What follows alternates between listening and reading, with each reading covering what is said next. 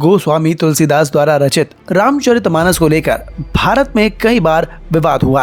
हाल ही में राजनीति भी गरमाई। कई नेताओं ने रामचरितमानस पर अभद्र टिप्पणी की, कईयों ने इसे विवादित बताया। इस बीच रामचरितमानस को लेकर और इसमें आस्था रखने वालों के लिए एक बड़ी और खुशखबरी है।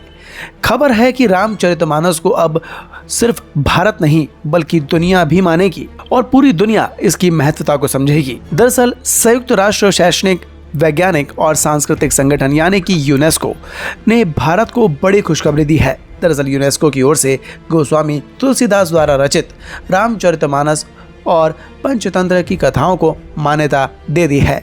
यूनेस्को ने रामचरितमानस के चित्रित पांडुलिपियां और पंचतंत्र की दंत कथाओं की 15वीं शताब्दी की पांडुलिपि को अपनी memory of the world regional register में शामिल कर लिया। यूनेस्को ने इसे 2024 के संस्करण में एशिया पैसिफिक के 20 शहरों को शामिल किया है। इसमें रामचरितमानस, पंचतंत्र के साथ सहृदयलोक लोकन की पांडुलिपि भी शामिल है, जो हर भारतवासी के लिए गौरव का क्षण है, क्योंकि यूनेस्को ने भी अब भारत की समृद्ध साहित्यिक विरासत और सांस्कृतिक विरासत पर मोहर लगा दी है। बता दें कि यूनेस्को की ओर से यह फैसला तब लिया गया जब अयोध्या में भगवान राम का भव्य मंदिर बना, जहां अब हर दिन लाखों राम भक्त रामलला के दर्शन के लिए पहुंच रहे हैं। बता दें कि यूनेस्को की memory of the world Asia Pacific committee इन विश्व धरोहरों में अन्य श्रेणियों के अलावा जीनोलॉजी, साहित्य और विज्ञान में एशिया प्रशांत की उपलब्धियों को मान्यता देती है। गौर करने वाली बात यह है कि रामचरितमानस, पंचतंत्र और सहृदयलोक लोकन को इसमें शामिल करने का निर्णय 7 और 8 मई को मंगोलिया की राजधानी उलान बटार में आयोजित memory of the world committee for Asia and the Pacific की 10वीं बैठक में लिया गया।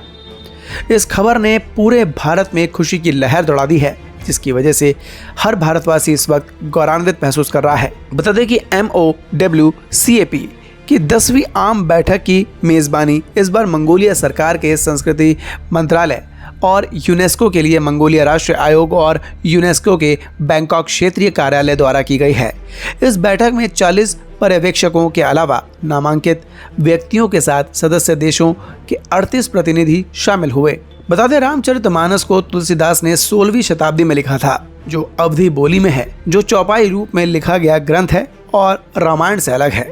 वहीं रामायण को ऋषि वाल्मीकि ने संस्कृत भाषा में लिखा था। रामचरितमानस चौपाई रूप में लिखा गया ग्रंथ है। वही पंचतंत्र को दुनिया की दंत कथाओं में सबसे पुराने संग्रहों में से एक माना जाता है, जिसे विष्णु शर्मा ने संस्कृत भाषा में लिखा, जो महिला रोपे के राजा अमर शक्ति के दरबारी विद्वान थे। ऐसा माना जाता है कि इसकी रचना 300 ईसा पूर्व के आसपास हुई थी, जबकि सहृदयलोक लोकन की रचना आचार्य आनंद वर्धन ने संस्कृत में की थी, जो 10वीं शताब्दी के आखिरी सालों में 11वीं शताब्दी के पहले वर्षों में कश्मीर में लिखा गया था और वो वहीं रहते थे। तो जिस रामचरितमानस को मानने से कहीं ना कहीं भारतीय बना कर रहे थे और इसे लेकर लगातार राजनीतिक रोटियां सेक रहे थे, उसी रामचरितमानस को इस वक्त पूरी दुनिया मान चुकी है। खबर पर आप भी अपनी राय कमेंट कर ज़रूर बताएं और देखते रहें द भारत नाउ।